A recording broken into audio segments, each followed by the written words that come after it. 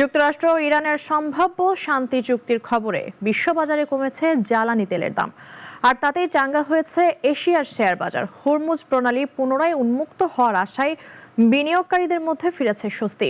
জাপানের নিক্কেই সূচকও ছুঁয়েছে নতুন ইতিহাস।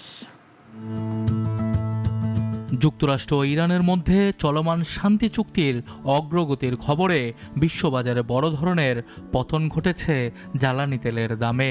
একই সঙ্গে ইতিবাচক প্রভাব পড়েছে এশিয়ার প্রধান শেয়ার বাজারগুলোতে।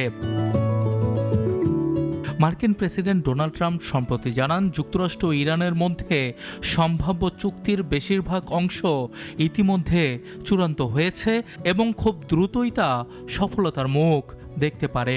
এমন ঘোষণার পরপরই আন্তর্জাতিক বাজারে বিনিয়োগকারীদের মধ্যে আশাবাদ তৈরি হয়। সোমবার এশিয়ার বাজারে লেনদেনের শুরুতেই বিশ্ববাজারে তেলের প্রধান মানদণ্ড ব্রেন্ট ক্রুডের দাম প্রায় 5% কমে প্রতি ব্যারেল $98.36 নেমে আসে। একই সঙ্গে যুক্তরাষ্ট্রের অপরিশোধিত তেলের দামও 5.3% কমে দাঁড়ায় প্রতি ব্যারেল $91.50। সম্ভাব্য চুক্তির অন্যতম গুরুত্বপূর্ণ অংশ হতে পারে আন্তর্জাতিক বাণিজ্যের জন্য অত্যন্ত গুরুত্বপূর্ণ হরমুজ প্রণালী পুনরায় উন্মুক্ত করা। যদিও এ বিষয়ে কোনো আনুষ্ঠানিক কোনো ঘোষণা আসেনি, তবু বিনিয়োগকারীদের মধ্যে ইতিবাচক প্রত্যাশা তৈরি হয়েছে।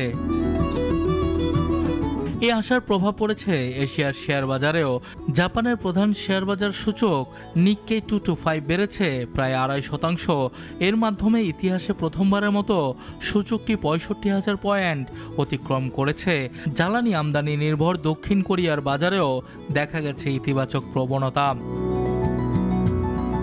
এদিকে ট্রাম্প জানিয়েছেন, সৌদি আরব, সংযুক্ত আরব আমিরাত এবং কাতার সহ মধ্যপ্রাচ্যের বিভিন্ন নেতার সঙ্গে তার ফলপ্রসূ আলোচনা হয়েছে। একই দিনে ইসরায়েলের প্রধানমন্ত্রী বেনিয়ামিন নেতানিয়াহুর সঙ্গেও তার কথা হয়েছে বলে জানান তিনি। সানিয়া আহমেদ, নাগরিক।